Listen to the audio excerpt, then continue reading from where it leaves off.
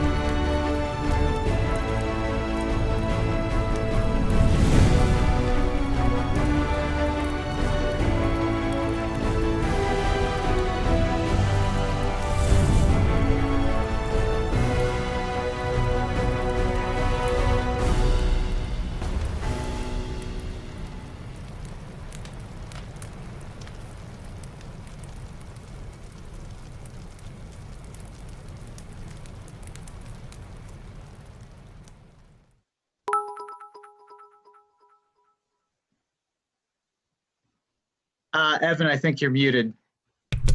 That is the debut of Mics and Magic. Staying on brand. Our new D&D outfit that we're going to be doing on Tuesday nights until it's over. I believe we have 4 nights is my expectation for this. Yes. So this, I think that our plan is to try to do 4 episodes. Yeah. Are we trying to shorten it to 3? No, I think 4 was more or less. Now we're going to be after Gen Con as a result of this schedule, but that's Right. okay. So the plan, ladies and gentlemen, is that I'm going to be running Evan Irwin and Aaron Campbell through a third level. They're going to be playing third level characters. Should we? No, we'll keep it a secret. We know a little bit about Aaron's character. I don't think that Evan has teased anything of, I'm really excited about my character. Of his yet, but I will be running them through a Ravnica-ish adventure, borrowing from the introductory adventure in the Guildmaster's Guide to Ravnica, Franco's Way, and then following it up with another adventure called The Heart of Svogthos, which is a Richard Malena Webster written adventure. And I'm going to be combining the two and sort of twisting them narratively to make sure that the characters have some personal stakes in all of the events that transpire, and we hope that you will join us. Yeah, I'm really, really excited. I've only played D&D once in my entire life, and it was in a friend's garage in junior high. So I've always wanted to play. I've never really had an opportunity to do so. I'm looking forward to playing something that is very not myself. I even have my matching dice, my black and red dice, hint, hint. There you so go. this is going to be a lot of fun. We're also hoping that this opens us up to a new audience, that maybe people check us out who normally wouldn't, or, just to spice things up a little bit. We've been at this for 4 years, and, we want to make sure that we keep it fresh and interesting. And I think this is a great way to pivot into, and we've discussed even maybe doing some other things as well, just to kind of keep things interesting. So I'm excited. I'm really excited. Yeah, we've done, I think, almost 90 top 10s at this point. So we have gone through plenty of topics in plenty of different ways, and this is an exciting way to do it. I have not played. I played like one D&D game like 11 years ago or something, and it didn't go well. So having gone and see Critical Role and for example, go watch Stephen Colbert. The one shot with Stephen Colbert where Matt Mercer runs it for one player. Mm-hmm. We've also discussed trying to do things to get chat involved. I think, Reuben, you had proposed possibly some bidding of if you contribute some of these bits. So exciting things about that. We will tell you what you can buy or what you can bid at us next week. But you in the chat can buy things for the players or for the Dungeon Master with your donations and bits during the show. You can buy re-rolls. You can buy items for the players, lots of things like that with your donations. Absolutely. So that's going to be a ton of fun. We're going to see what happens when we go to the world of Ravnica. That's going to be great. That said, the first official pick of the week is there was a modern, there was a ban restricted announcement where Modern was the only format affected, in which Bridge from Below is once again on the ban list. It was once on it, and then they took it off. And then, really, was it? Yeah. And then and then it's right back on. So that's the thing. Turns out Hogak, Arisen Necropolis, really is that good. Over 60% an overall win rate. That's ridiculous. 60% win rate is far and beyond plenty to be able to warrant a banning of a card from a deck. I think that they start looking at banning when you have a win rate above 55 overall. Right. That's usually when they start looking at something needs to be banned because it's just too much. Right. And from what I understand, it had a 2/3 first game win rate. Yeah. Some absurd, 66%, just some ridiculous number. Right. Yeah, this was really interesting to watch play out. I remember when the deck first started to take off, and I was of the mindset that the metagame would evolve, that people would find a way to attack it, because we've seen this before. Is it Phoenix was the deck that was doing very well and everybody wanted banned? Remember when Hollow One first busted out? There were a couple months there where people didn't really know what to do, and I thought that this was kind of following a similar pattern of, give people another week, give them another 2 weeks, and we'll see something. And to the community's credit, they really did try. One of the things I love to joke about, particularly when it comes to Modern, is that people's answer to everything is surgical extraction. I'm like, I'm jamming surgicals. Why isn't this working? But people actually did try to fight this deck, and it just didn't work. Where, you know, if you happen to deal with the plan at large, they'll just beat you down with a repeatable Gravecrawler and a Kyrian Feeder. Or if you find a way to deal with the Hogak or the creatures, they just mill you to death. And so I think seeing the deck in action at the SCG Open was really the big wake-up call. It really showed how versatile the deck was, and I think Bridge was a great hit for it. I think I've seen a lot more brewing happen. I've seen a lot more new lists on Twitter since this happened, and I think it's a good thing. I'm anxious to see what people bring to the table. So thank you to Pharmacist Judge and the Maverick Girl. I had screwed up there. It is Golgari Gravetroll that kind of went back on and off the ban list. Bridge from Below has never been banned. Yeah, so that has never been banned before, but it is now. GG. And it's weird, and Patrick Sullivan pointed this out, they literally didn't even say the words Faithless Looting. I know, right? Like, I mean, I'm biased, but that card is ridiculous, and we're starting to get to this point where they won't really sort of mention it. It becomes sort of like, is this going to be the brainstorm, quote unquote, of Modern? Is that you're just going to have to deal with Faithless Looting decks?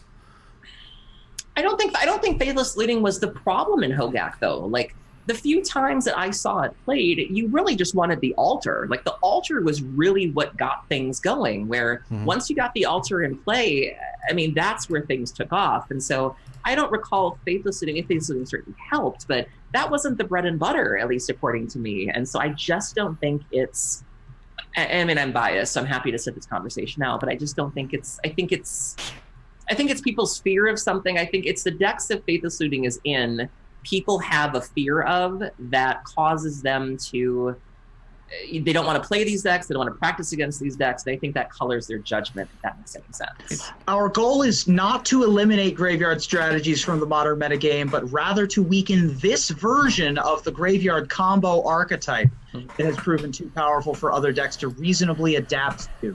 Yeah. That is them referring specifically to Faithless Looting. Right, without saying it as much. Now, I will give credit to Wizards. Now, if they had not done this, the Mythic Championship would have just been mono Hogak, Hogak versus anti-Hogak. It would have been Eldrazi Winter. It would have been Hogak, Hogak Summer or whatever. Yeah, of course. It's been awful. So I look forward to see what they do, from there, now knowing that they don't have their free zombies flowing forever. Yeah. And more or less, you got your deck back, Aaron. For all intents and purposes. I mean, this did a really good job of pushing Dredge out of the format. The Dredge Discord had been eerily quiet the last few weeks because everybody was playing Hogak, and literally within an hour of the announcement, the Dredge Discord lit up again, and people were brewing and picking up where they left off, and so I'm really excited to see that. All right. So yeah, I think that there's going to be, certainly Dredge is going to be an archetype again, and probably a popular one.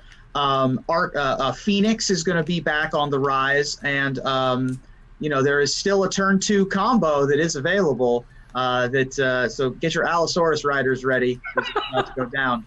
Very nice. Get your Force Negations ready to pop off on those Neoforms. Right, there you go.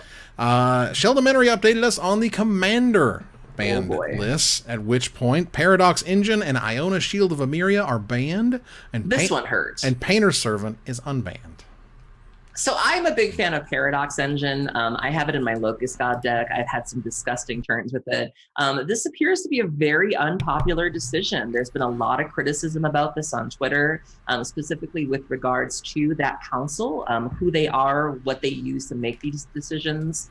Sheldon in particular has been very vocal about the fact that, and other luminaries have as well, Bruce Richard wrote an article too, and I think even Abe Sargent did one, where people have been kind of talking about how Commander is kind of getting a little bit too spiky or a little bit too competitive, or that people are reaching too far, that they might be losing sight of the spirit of Commander, that it is supposed to be fun, and people might be going too far. And so this appears to be a step in that direction of getting people to enjoy playing Commander and not playing things that you would normally play if it means the whole table gets to enjoy the game. I think Hugh April did a poll once where she said something like, if you had Apocalypse in Commander or something like that, what would it take for you to cast it?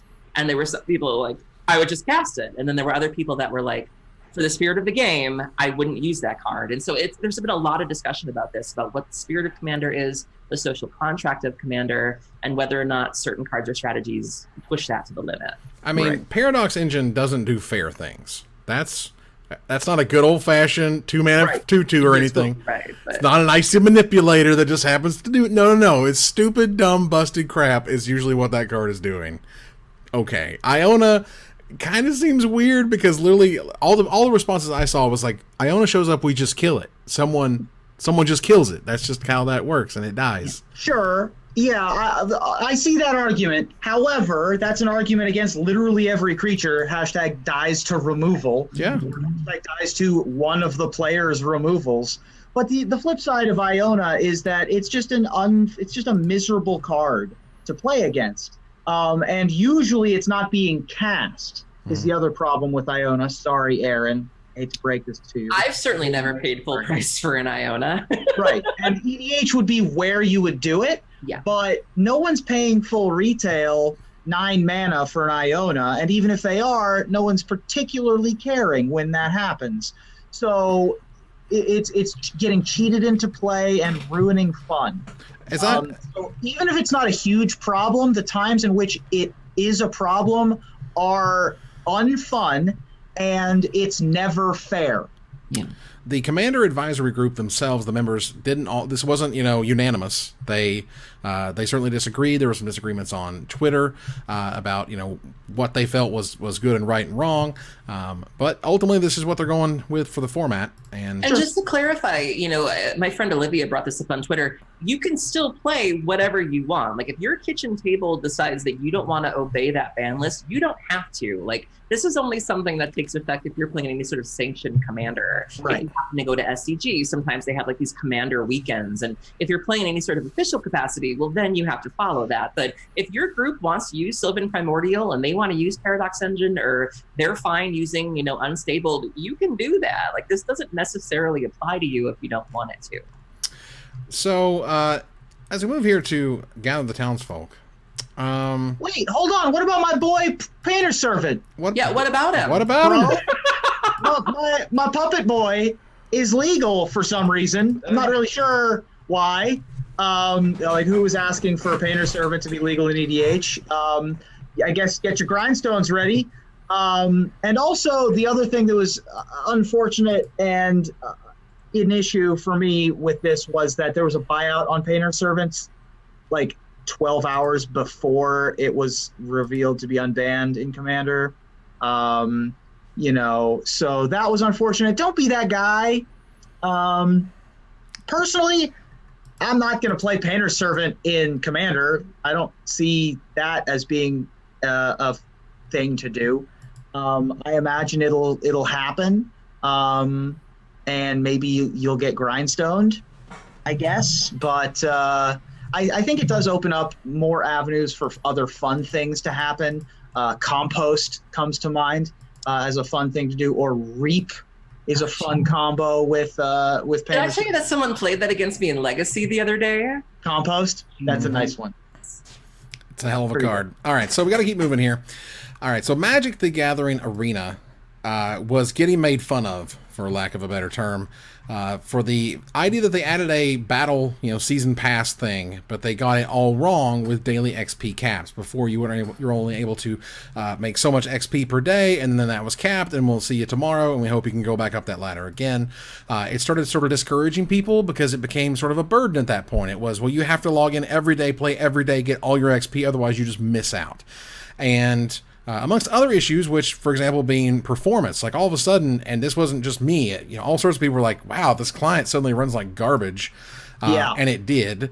But as of today, and this was just as I was compiling the notes, I was excited. I was like, whoa, this actually came out today, which is there's a hotfix that they released today. It's already out there in the wild. I've already downloaded. The performance is way, way better already, which is great.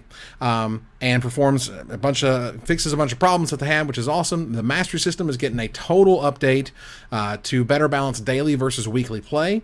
Weekly win rewards are back. The first 15 wins of the week is going to get you 250 XP. XP will be removed from daily wins, but they're still going to reward gold and individual card rewards. Quests are still going to give out XP, but they're going to lower it to 500 per quest, and the amount of available XP has increased overall, with the difference being earned through weekly wins and through events and codes, because as we already know, they've already given us 4,000 XP for entering a code in the store, and they're going to be doing more of that as we move forward. So that is appreciated. I think Wizards is really listening here. As I was mentioning in the pre-show, it is we do have all these battle passes and mastery systems and card backs and sleeves that you can buy, but we still don't have a friend list, and we still don't have a spectator option, and that still seems weird. That's the point, though. Like, I think I don't think that. I think that's a bad point. If that's your point, I think that it is. I think that I agree with Aaron that I think that they acknowledge that it's a thing they're being asked for and consciously not doing it, rather than not knowing that it's a thing that's being asked for. Right. I think it's a feature, not a bug. Like, right. Yes, I agree that is their opinion. I also agree that their opinion is wrong. Yeah. I would say that it is the opinion of Hasbro and saying, hey, we sure do like all this money that you're making. We should make some more of it. And if that's where that comes from. That's where those decisions happen, is you get the money first. How do you lose money by letting more people log into the client and having a spectator mode? Oh, because every minute that you don't have that battle pass out there is every minute they can't buy it, right? So but if you're in the building, you're gambling, right? Like, right, they don't want you watching Arena. They want you playing Arena. That's what they want you doing. Yeah, but if you're in the app already, then you're gonna watch your friend and then be like, well, that was over. What am I gonna do now? Oh, well, I have this thing open, right? Like that's my perspective, is just get them in the building, right? Sure. Well, there's a reason why, drinks in the casino are free. It gets you in the building. That's all. And if you're being asked for this, I understand that Wizards of the Coast has a reputation for squeezing money out of a player base that is, we're a captive audience. We want to be playing Magic. I'm going to get got for all my dollars because Magic's great. But they also let us have a kitty cat every once in a while. So why don't they let us have a spectator mode? Like, it doesn't, I just don't get it. I understand. Either way, as is on the screen here, basically, if you played once a week, now you're going to get more than twice as many levels to be expected. Yeah, if you play twice a week, you're now expected to be level 74 instead of 46. And if you play 3 times or more a week, which is sort of the maximum as they're expecting, your expected level would be 94, where previously it was 90. And again, all of this excludes the event codes and the event rewards and all this other stuff. So now it just feels like it is reasonably doable to get to that 100 level based on how they sort of rejiggered all of it. Yeah, it sounds great. It makes there was also you can also type in the code brought back into your arena to get 2,000 more XP right off the bat. Among the arena codes that you can get. This was just a really quick response, and they did a really good job with it. All right, so moving on here to something that Aaron may care a little bit about. I don't know. She certainly didn't care about the last story. Super hot take from Brian David Marshall. The MTG pre-release as it stands should just go away. Kill it, he says. What do you guys think? Man.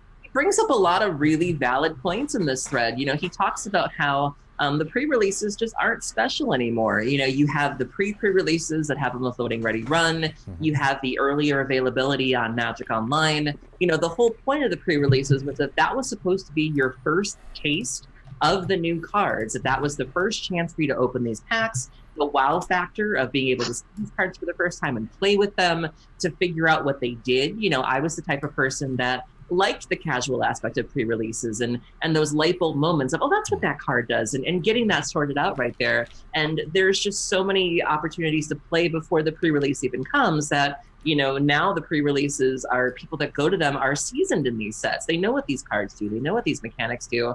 And he's not wrong. You also have to wait that odd week before you can actually get the cards where, like, you have them in your hand, but they can't sell them to you. You can't get your box, possibly. He brought up a lot of really solid points here. Well, one of the things was Wizards changed the start time of all the pre-releases. You can now start at 3 o'clock on a Friday. I think they did a terrible job at promoting that and explaining that. The other half is that it's so weird. We used to get, back in the day, we used to not get sets on Magic Online until after the paper had come out, sometimes for weeks and weeks. And over time, not only has that moved up to the point where it's sinking to now it's before the set is even available in paper to where you can play it.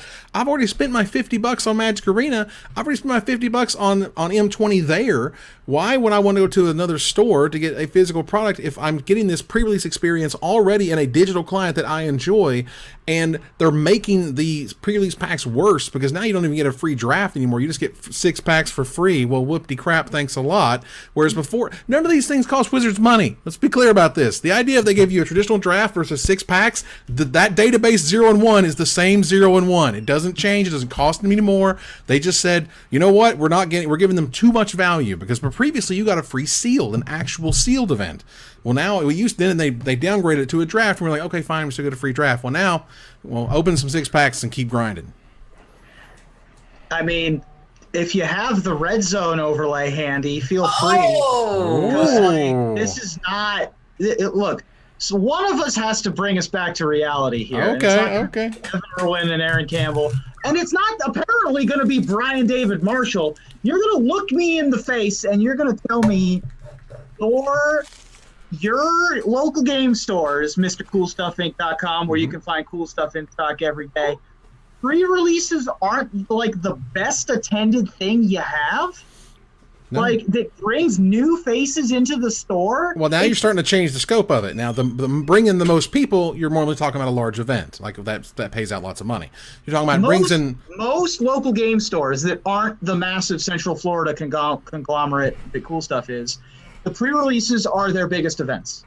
Okay. So the answer is not to do away with pre-releases. The answer is to make them special again. They were special at one point. This early digital release thing is garbage and hurts friendly local game stores. When you get to have those days of looking at a set early before the pre-release, otherwise you should just do away with the pre-release and just make it all happen on release weekend. And it should all release at the same time. The pre-release should be special. The pre-release should be something where people come together and gather and enjoy a new set for the very first time, and maybe you don't spoil the whole set until after the pre-release happens. Let people discover something about the set as they show up, like it used to be. They can't make that experience. I just want to clarify. So are you saying it's up to the store to make pre-releases awesome again, or is it up to Wizards? It's up to Wizards to make pre-releases awesome. Now, stores can do a lot, okay? Stores can do a lot, and, at Cool Stuff Games, I get to create a promo for every pre-release thing. We give away something. We gave pins this time, for example, that were fun, and sometimes it's playmats, sometimes it's dice, like whatever it is, and stores can do that, and that is great, but I do think the answer here can only really come from Wizards. I mean, think of these weird policies they have in place now. You can buy boxes on pre-release weekend, and then they say, okay, store, you cannot sell them Monday through Thursday of the following week. Isn't that a little weird? Does that make a lot of sense anymore? It's just kind of odd. It's a little strange, but you know what? It's the pageantry. It's the event. It gets people out to the stores. I mean, the only events I go to at local game stores are pre-releases. Wizards. Allow me to put it this way. Wizards has in their toolbox right now the tools that would give you the incentive to get your butt at a friendly local game store. Imagine this, okay? Imagine instead of getting 6 packs, which whatever, what if the only way you could get the Japanese anime Liliana sleeve was to go to the M20 pre-release? I would have went. I would have went to that pre-release if only that was the only thing I'm going for. That is the way you can link these two worlds together, Wizards. You're missing the opportunity. And instead, you're just giving less and less value and expecting us to be happy about it. That's not how it works. I think that BDM brought up a lot of great points and then came to the wrong conclusion. I think that killing the pre-release is not the answer. And I listened to your arguments. Oh, boy, it's been a while. What? Everybody comfortable? Evan, that's fine. I get that. But you're wrong and I hate you. It's been too long. It's been way too long for that. It's been a while. That felt good. That felt like comfortable shoes. That's what that felt like. That was nice. I'm not saying, look, there's a few things. First of all, I don't think you would want to unlock MTG Arena, like M20, for example, this go around. whether it's like maybe it's Saturday, that you actually unlock that stuff for Arena. Let Friday, let the friendly local game stores have that little first taste of sealed or draft or anything. You only get it there, and then give them a link that, again, Wizards, is going to cost you very little. Yes, I know it takes time and programming to get that sleeve into the client, but just imagine what good you're doing for these stores, because you're kind of starting to really pull more and more away from the stores and towards your digital client. I know you're making Hasbro super happy here, but there's a whole ecosystem that you can't necessarily ignore. Yeah. And sometimes I agree with that. Also, keep in mind, there's a lot of people that go to these pre-releases that don't even play online at all. Any clients. They just want the cards. Oh my God, Queen Marchesa. Wow. My husband said I can spend money for the bits because he thinks Reuben and Evan are cute. Well, we do it because we love the game, and we got to keep moving. All right, so we love the game, but I hate Evan. There you go. There was an interesting misprint that, far as I can tell, based on all reports, was not in foil at all. No foils of this exist, but non-foils only found in pre-release packs have Corpse Knight as a 2/3. Right. This. I'll bring it up on the screen here in just a second, but never have I seen a power and toughness mismatch. I've seen all of one language, for example, because it's not all of them. It's just some of them. So just some of the Corpse Knights that are in the pre-release packs are 2/3s, not all of them, best that I can figure. And so you have this situation where people are just like sort of trying to play cards as they're printed, but you have to remind them, oh, sorry, that card is actually worse than you were expecting, because it's not a 2/3, it's just a 2/2. So that's there has been one that I can think of, misprinted power and toughness creature in the opposite direction, as a matter of fact. Miri Cat Warrior was a 2/3 around the world and accidentally misprinted as a 2/2 in some places. I believe as a promo, as a matter of fact. And of course, there's the Spanish Moloku that made 2/2s, but itself was still a 2/4. The Corpse Knight, only available in pre-release kits, is really interesting.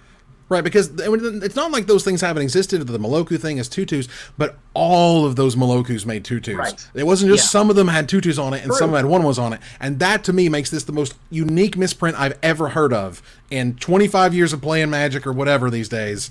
Like, I was like, seriously? It literally changes depending on which pre-release kit you're getting them out of packs? Like, that's crazy. Now, let me ask you a question, Evan, as a cube aficionado. Have you ever played with Anthony Avatolo's misprint cube?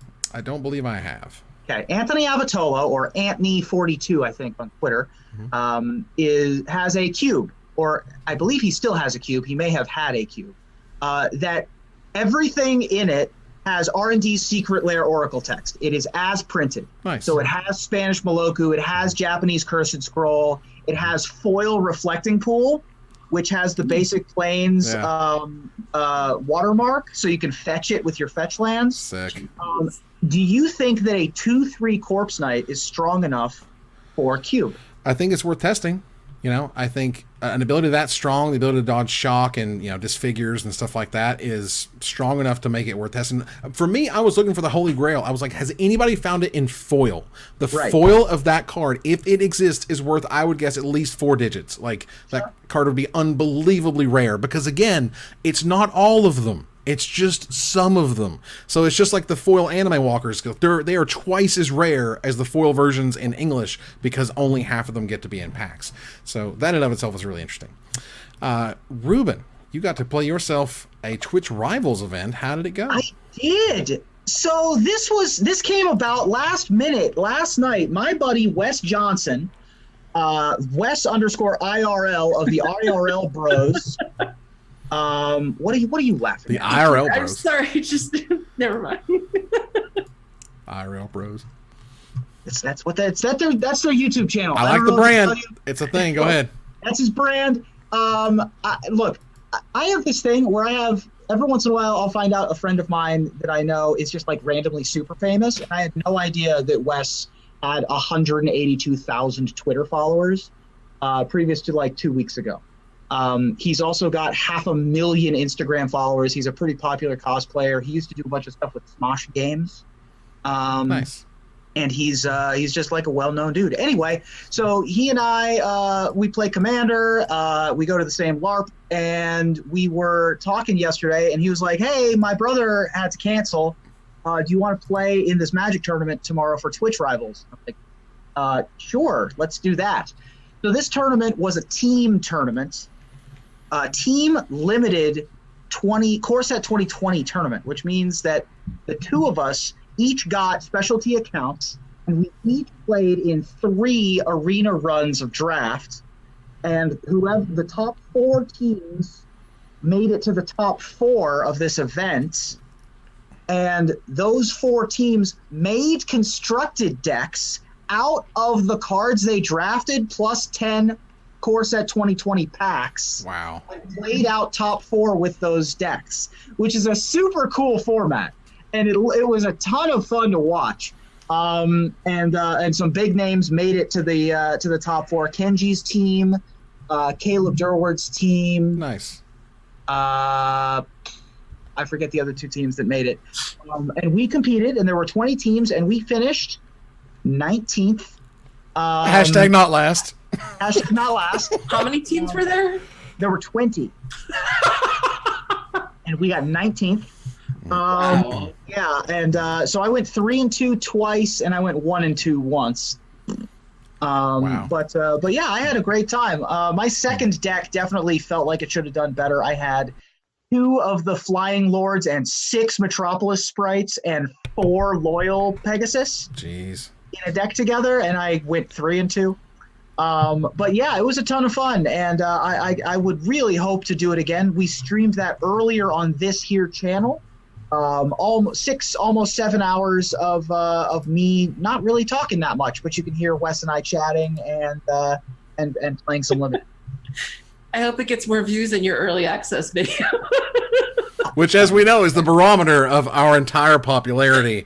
We'll have to check the pre-show for all of those goodies. Now, we'll move on here. Reuben. I'm so mad. There's so much love. Javier Dominguez won the Red Bull Untapped qualifier for Florence in 2019. Can somebody explain to me what that means? Not really. So the Red Bull Untapped tournament. Well, first of all, Evan, you have the tweet on the screen. I can get it on the screen right now. Give me just 2 All seconds. right, I want to talk about this trophy in a second, but Okay. so essentially the Red Bull Untapped tournament is essentially a third-party tournament, similar in stature, I guess, to like a Star City Games Invitational, but these ones are in Europe. We covered these a little bit briefly last episode, and lots of prize pool, and specifically has non-native sponsorship, which is a big. Yeah, which is huge. So, obviously, congratulations to Javier. I think you two are missing the really big story from this event. Okay. Jerry T in cosplay. Right, Jerry T cosplayed as Yawgmoth. I forgot about that. He and Nissa cosplay are close, and she helped him do cosplay. And he was there. He had the wig. He had the eyeliner on. He looked amazing. And so, to me, that was the highlight of the weekend, to see Jerry T in cosplay. I gotta bring that on screen for all to see. Good. It was really well done. Obviously, when you have Nissa cosplay as your cos coach, and she was Sarah. She looked amazing. Right? Yeah. So yeah, I'm all for the like bigger like pros starting to do cosplay. Nick Prince was comic recently. I'm also working on one for Vegas. Oh, nice, excellent. And this Jerry Yawgmoth is just out of this world. It was spectacular. It's on the screen right now. If you guys are watching, it is terrific. Way to go, Jerry. Way to crush it. All right. All right, let's move on here to the original art record that was originally made, let's see, back when the Mythic Edition Ugin set the craziest sale price, which was $35,600 back in April. The original artwork for Lotus Field sold for $40,000. Shut up. $40,000. That is absolutely wild. The sketch itself, just the sketch went for $1,500. Just the sketch. Yeah, that's crazy. According to the Bibliovore Orc, of all of the art that has been sold among public record, only 4 pieces of art have sold for more than $30,000, and all of those sales have taken place in the last 12 months. Wow. So the art market is blowing up and doing very well. So kudos to that, because I love seeing that. We've talked about the MTG Art Show a number of times here. The art, of course, being the first thing that you see when you look at a Magic card. It's the first thing that the world sees, really, when they look at a Magic card. Man, John Avon selling Lotus seems about right. I mean, I feel super great for John. This is also an opportunity, again, as these prices have gotten higher, this just sort of rewards the artists for their hard work. Honestly, I think it pushes a lot of artists into natural and real mediums, no more digital only, because they see the benefit to doing things physically. I mean, at the the very minimum, I don't care what sort of random common, limited common you are, most artwork goes for at least $1,500 to $2,000, and that is a bonus that an artist would not get normally if they just made a digital piece. Yeah, that's right. I think there's a couple things at play here. I think the art has gotten a lot more exposure thanks to people like Porthos Mike, who are plugging these auctions constantly. Social media making it known that this is a thing. A lot of people didn't even know that this was possible to buy original art. We see the art on the cards, but we don't know where it comes from. We don't know what it looks like. And so I think it's become a lot more accessible to buy these pieces. I think it's also become a lot more affordable. A lot of these things you can get payment plans for. Sometimes it's not a matter of literally slamming $3,000 down. They will work with you on that. And so I think it's just become a lot more accessible. It's become a lot more visible, and everybody's reaping the rewards of that. We as the fans and the artists as well.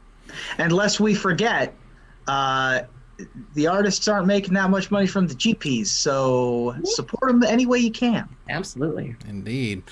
So we move on here to a article on Bloomberg.com. This is big business website stuff. This was a good read. Yeah, it was. It was talking mainly about how Hasbro's next big growth engine is Magic. And in particular, it's Arena. And, it's funny just to look back over the history of this. And when we heard that, there's a new digital client coming in, and it's going to be real Magic. It's going to be 100% Magic. Nothing's going to be left out.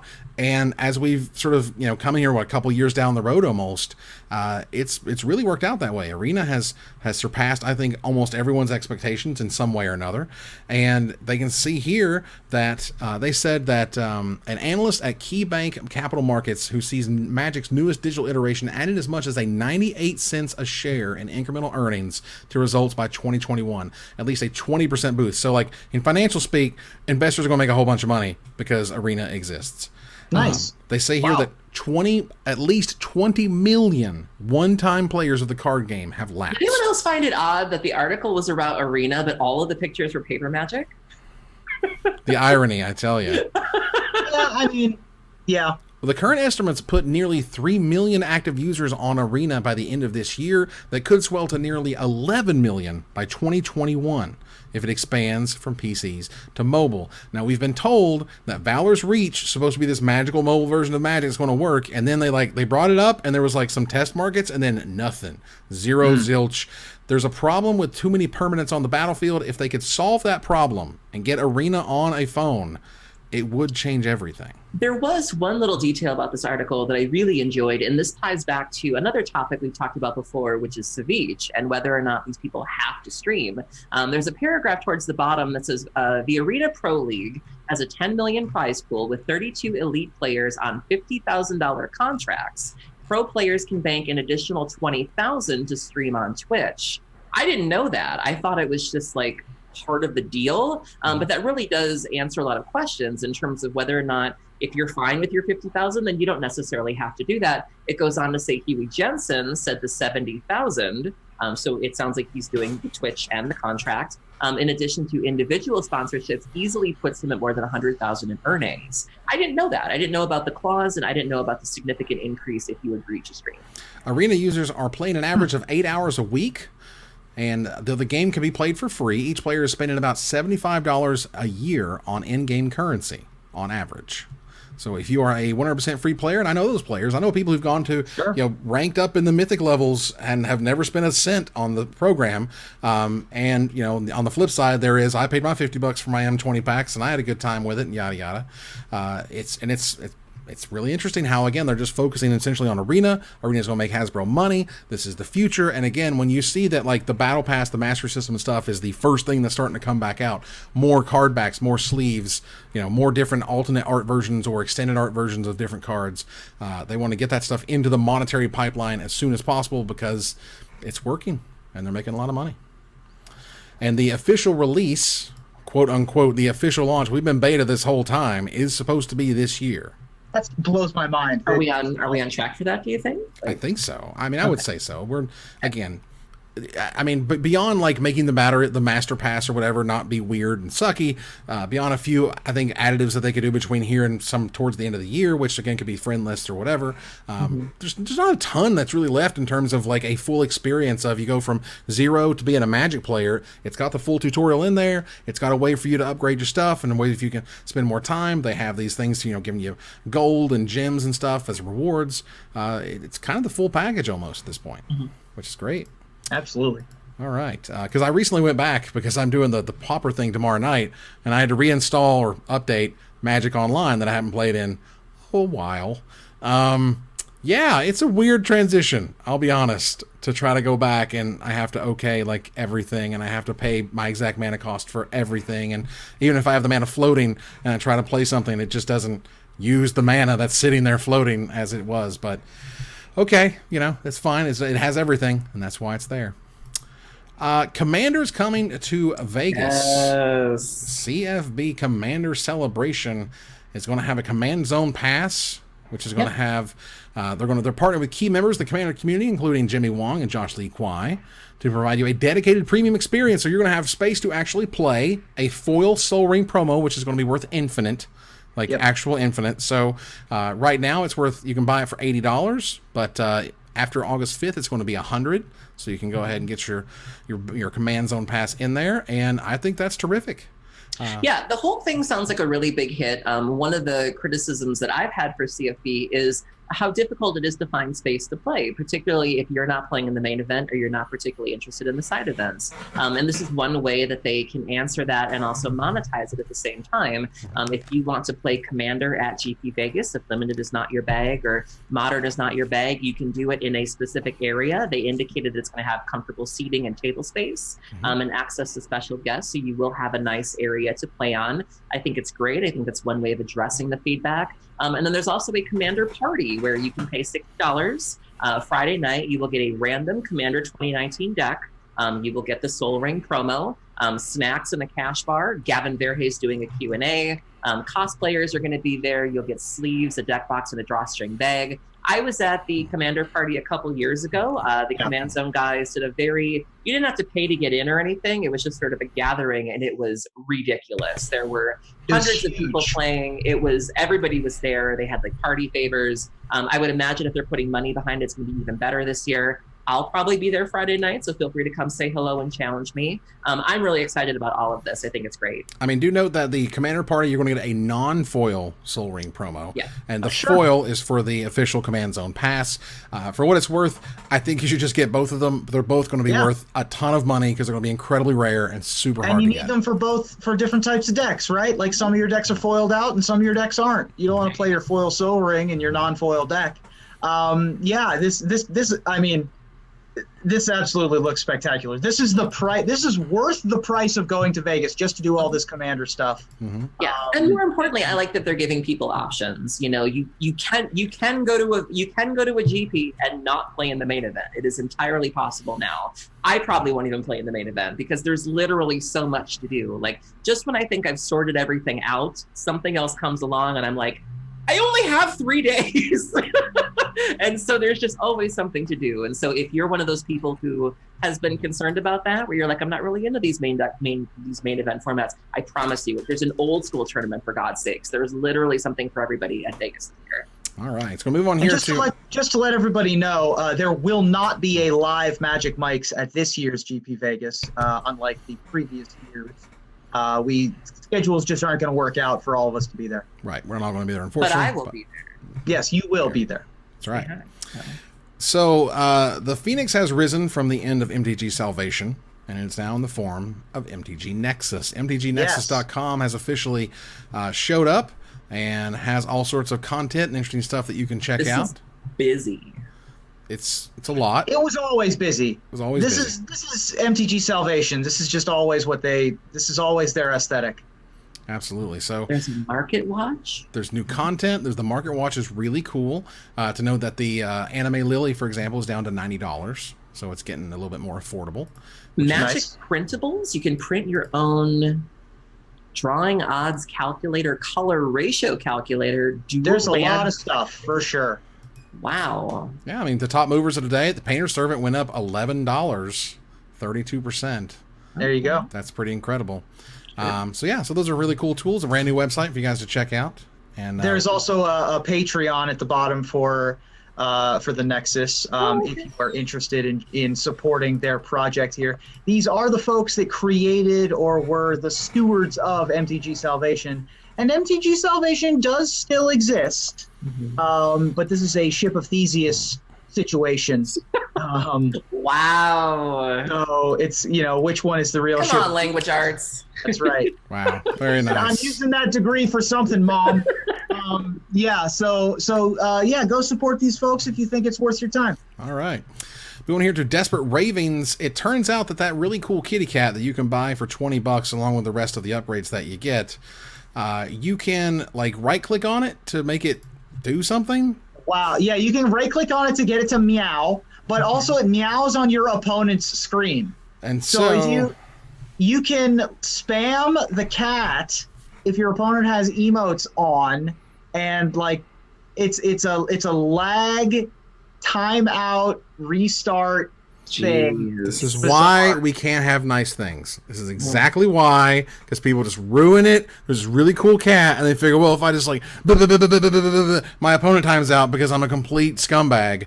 It's just, and it sucks that Wizards, now and in the future, have to work around the idea that some prick is just going to right-click their head off on this freaking cat. Well, not even a prick. I mean, you have the cat on the screen and you're bored during your opponent's turn. I'm going to click the cat, right? Well, I didn't realize that I was making my opponent's hard drive crash while I was petting the kitty. Aaron, please, no. Aaron? I didn't say anything. You don't have to. That's the best part. Very loudly. You said it. All right, now we're gonna move on here to a store that we discussed last week, and that suddenly it was about the Constitution, and suddenly this was still in the news. Nuts. Oh yeah. We have freedoms, and we're gonna make this happen. And I checked in with Wizards, and I don't have to do this stupid London Mulligan crap, and yeah, they do. And they kind of went back, and they're just the Wizards representative did not give them the proper information. They weren't in the wrong at all.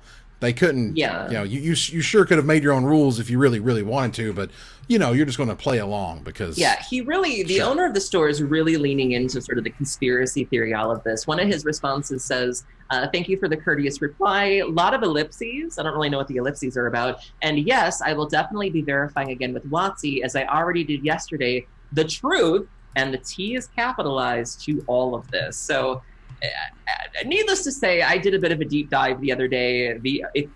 You don't have to look too hard, but needless to say, the owner is on Facebook and his page is a ride. So I'm just saying, look, if you capitalize truth, I'm just saying it's a signal. I'm not saying it's necessarily bad. Exactly what you would think it is.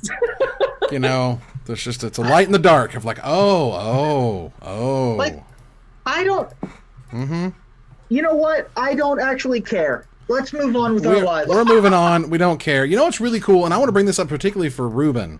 There was an article about the gig economy and Dungeon Masters for Hire, and it freaked me out because it's this weird sentiment that it's not okay to be paid for a service that you provide people. That freaks me out. I think the only real criticism I saw in the article did seem to be very supportive of it, but I think the only piece of feedback I saw because they did seem to cover the other side, if you will, was the possibility for a conflict of interest. So like, let's say that you're being paid to DM a game and there's a player in your game that is paying you to do this, but they happen to be creating a poor experience for the other people in your game. Are you going to do what you should be doing as a DM and control your game, or are the people that paid you going to give you bias in some sort of way? That's the only real problem I saw about this. Sure. But otherwise, it seemed very supportive. I didn't see anything bad about it. Right, and for me, it was the Twitter replies were all very much like, "This is against the spirit of DVD," and I would just feel dirty getting paid to. No. And I'm like, "What are you talking about? Like, you provide a service, they pay you for it. The whole thing about like if someone's providing a poor experience, at that point, it's a business decision. You know what I mean? Like, how do you think the future of your business is better off having that person paying you doing this, or is it better to have the rest of them pay you and that one not? Like, but again, I don't get it. Reuben, does that make any sense? Like, where is this weird sense of you can't be paid for this coming from? Yeah, I think that there's a weird disconnect between what Dungeons and Dragons and role-playing games are, because the word game is in it. Oh. Dungeons and Dragons isn't so much a game that you win or lose. It's an experience that you share together. It's long-form interactive storytelling that is gamified with dice, but it is not itself a game. There's no competitive Dungeons and Dragons, or if there is, it is not nearly as popular as the versions of Dungeons and Dragons that are actors and storytellers and writers and et cetera, et cetera. Right, I think if you imagine it as essentially hiring a storyteller, yes, if that makes you feel better about it, you know, like if you were one of the royal houses of England hiring a bard or a troubadour, or you were one of the kings of Israel and had your magids, and then the minstrels that came to town and you threw coins in their hats as they walked around, you wouldn't bat an eye at it. This is the exact same thing. It's just we're not, you still see buskers on the street corner telling their stories, but with music. This is exactly the same way, except for that it's still lyrical, but in prose and without tune. Yeah. Because I can't sing.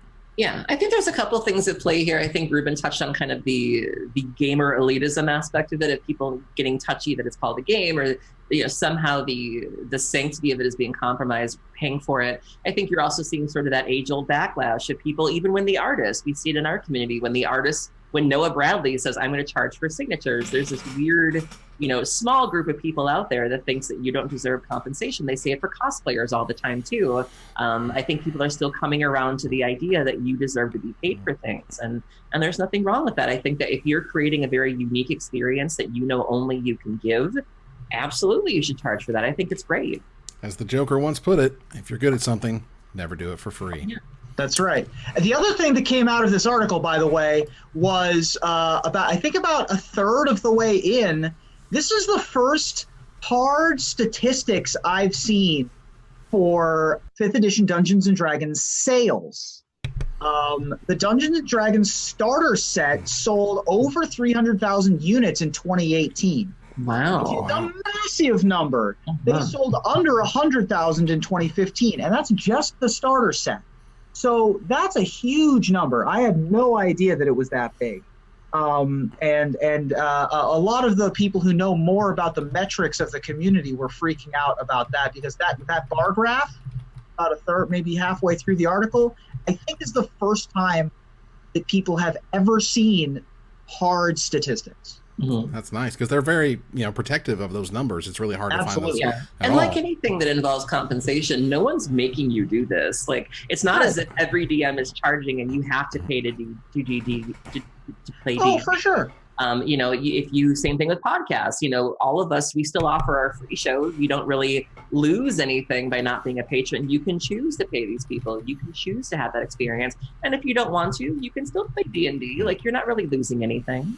Now, right. So for me, as a dungeon master, I'll give you some examples. I do the Broken Pact. I am paid by Wizards of the Coast to do the Broken Pact.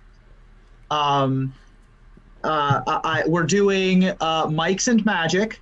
And that is part of the show, Magic Mics. So whatever we make through our show already, I'm being reimbursed for that. Right. I'm doing events at Gen Con, for example. with 2C Gaming and Demon Hunters, and they are reimbursing my ticket and housing and some food and some travel, right? So these are some ways that you have that. But I've also just gone and been a volunteer dungeon master at Adventurers League.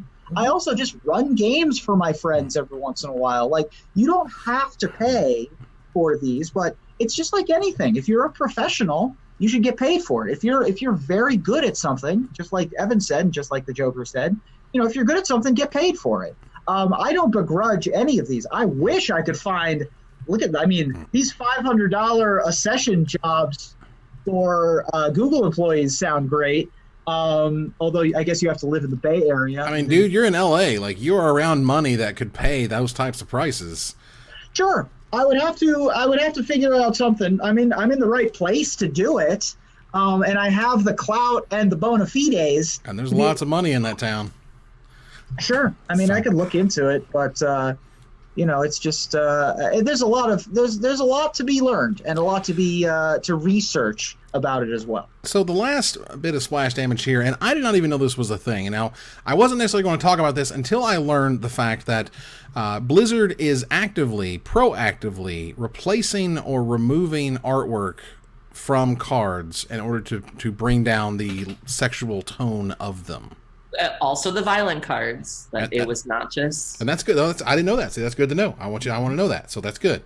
So I think at this point, it feels like we can get all the beefcake we could possibly muster, but we can't go too far into the female range of things. Is that about right? Is that what? So the explanation. Blizzard's explanation does make sense. So they were asked about this, and the official statement they released said the recent changes were applied to make those cards more visually cohesive and consistent with the art style of Hearthstone today. When Hearthstone first launched, we brought in a lot of artwork from the physical World of Warcraft trading card game. Right. In years since, Hearthstone has developed a look, feel, and personality of its own that distinguishes it from that of Warcraft, though we still love being a part of that universe. We'll always be looking for ways to deliver on the game's unique style, charm, and personality. I think it makes sense. I think as long as the cards are still doing what they're doing, I don't understand why that's a hill to die on. No, I don't think so. I mean, and this is one of those things where, like, I would, every once in a while, I would like some cleavage on the cards. Does that make me a bad guy? Am I a bad guy for that? Like enthralling Victor, nothing wrong with that. Go nuts with your beefcake. I'm just saying. Look, Aaron, you give me the look. I'm just saying I'm a dude. Saying, okay, fine. Whatever. I'm not even entertaining that with All I'm saying is #not for China. Pretty sure this is totally for China, right? I mean, this is more in line with, there's the whole recent controversy about Tifa from the Final Fantasy games, that she was too sexy or whatever this week's conversation. But that's just people not understanding how boobs work. Like, somebody made a video about that, and they were like, I think it was Jenna Marbles, maybe. There was a YouTuber who was like, when I'm wearing a sports bra, I look like that too. Like, that's how boobs work. That's how mechanics work. If I'm wearing a t-shirt or if I'm wearing a tank top, I'm going to look like there's more to me. But that's just you not understanding how girls work. I'm sorry. Like, I also think that the Hearthstone audience skews younger. And so I understand this argument in that sense. Sure. It is a weird thing. And because it has evolved into its own thing, and a lot of the art was from the original paper card game, and they've replaced a bunch of the art and changed at least one of the names. I know that there is no longer a card named Succubus anymore. Right. Boobs are everywhere. If you're mad that you can't get them on a card, go Google some. Like, they're literally everywhere. I'm aware of that. I'm just saying. I feel like I'm not a bad guy because I like to see pretty girls too. That's all I'm saying. Doesn't mean that. Right. But if that's your, I'm not down on any hills, man. I'm just saying I like things. All right, Jesus Christ. I'm not jumping on any grenades here. I'm just saying that, like, it's. I get it that ultimately it feels like all these changes are for China and they can call it whatever they want and they're working in their universe, blah blah blah blah. But wow, it just turns out that literally everything you change is something that the Chinese government would want you to change for. I believe it, and Magic has done that before. Oh yeah, they've done literally different artworks entirely for cards. Yeah, as a result of that, Drudge Skeleton's just an easy example. Yeah, I remember in World of Warcraft, they had it, if I remember correctly, when you die, you used to be able to see your bones on the ground. And I think for China, they fixed that, and they also made it so the skeletons in World of Warcraft can't just be bones. They have to have like the undead, I think it is, have to have like a thin layer of flesh on them to not just be not to be just bones, right? Right. All right. So that said, we are going to turn the corner to the finisher, which means we're going to do the giveaways, and then we're going to do afterwards. We're going to do the thanks after the joke. So let's go ahead and do that giveaway. Who's going to win a booster box of Magic Core Set 2020? Time. Somebody who hasn't won before. Hope so. Pick winner. 3, 2, 1. Congratulations to Chessius. Chessius has already won twice. Chessius. You got to pick another one. Okay. You cannot do this. All right, fine. You got it. All right, so picking a different winner. You heard Aaron. Jello Moose. Congratulations. Congratulations, Jello Moose. Sometimes Aaron will have to take things away from you. You're like, that's pretty. I don't think so. That toy's not yours. Congratulations. Congratulations, Jello Moose. Thank you so much. Whisper me. Whisper Aaron. Aaron will get your information. Get it to me. Remember to also please get the phone number so we can have that in case anything goes wrong. I hope you're in the U.S. If you're not, that's okay. I'll just give you a gift One of the few certificate. times it's okay to send me your phone number unprompted. Heyo. Just saying. All right. So that said, turn the corner here to the finisher. This week's ban and restricted update saw great upheaval in multiple formats, what with Riz from Below, Paradox Engine, and then Iona hitting the bench and Painter's Servant coming back in from the cold. Now, not everyone is happy with these changes, particularly Faithless Looting once again avoids the ban hammer. And furthermore, people aren't super excited with the myriad of other unbannable options left wanting. So in the future, after more cards hit the graveyard and make a bunch of 2/2 black zombie tokens as a result, what are you hoping to see a return from in the format of your choosing? Aaron? Well, contrary to popular opinion, I'm actually a big fan of this most recent ban and restricted update for Modern. Paradox Engine's a different story. So thanks to this most recent announcement, I am proud that the actual thing returning with this BNR update is actual, honest-to-goodness, pay your dues, not that Hogak new money, actual, factual dredge. Nice. Reuben? Well, I've long been a proponent of a few specific unbannings. Hashtag justice for Earthcraft. Hashtag justice for Ferocidons. Hashtag justice for the Brawl format on Arena.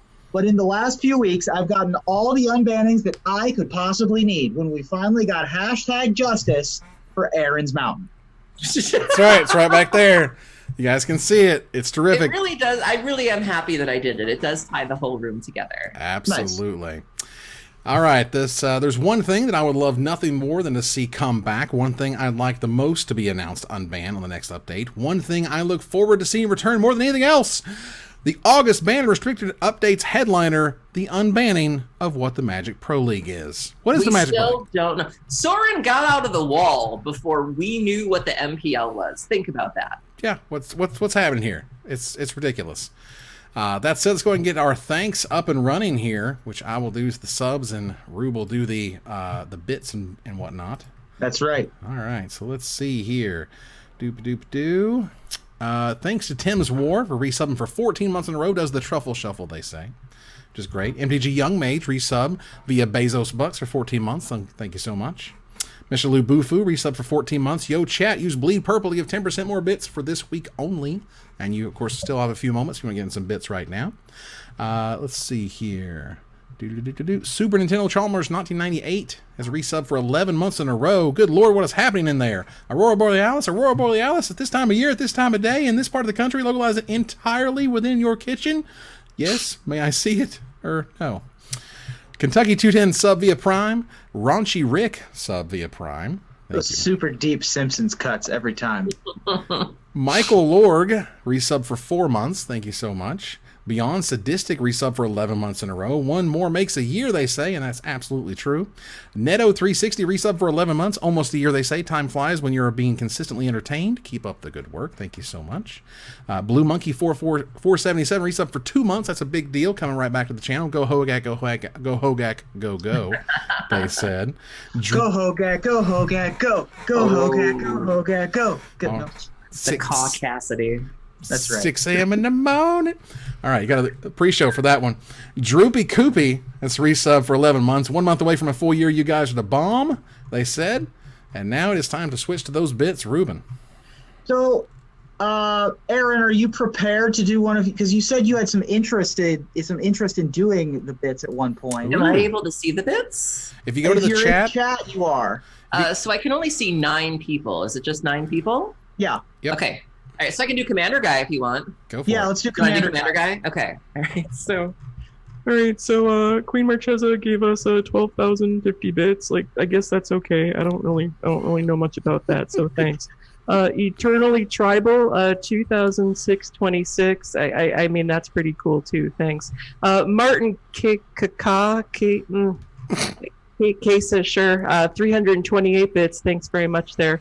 Smilkhouse, cool. 300 bits right there. Thank you very much. Thunder Voice 185 bits. That's a good start. Okay. H2O Happy Dude 75 bits.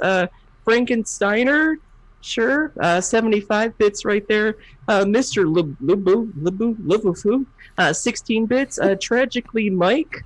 I've known a couple Mikes that were a little tragic, but they're okay now. 15 bits right there.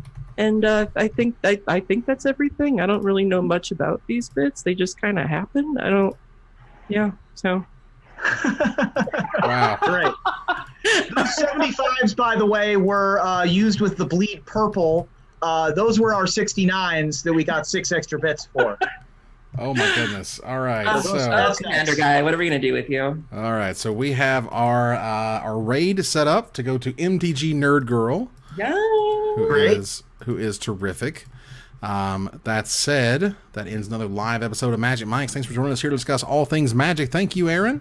Thank you for having me, and thank you, everybody. Chat was lovely tonight. You guys are awesome. Thank you, Reuben. Thank you. This was great. And we'll see you next week for Mikes and Magic on this channel at 5 p.m. next Tuesday. 7:30 p.m. Eastern next Tuesday. We will see you guys then. Let's move here to our final slide. I want to thank our sponsor, CoolStuffInc.com, our co-sponsor, CardHoarder.com, my co-hosts, Aaron Campbell and Reuben Bressler.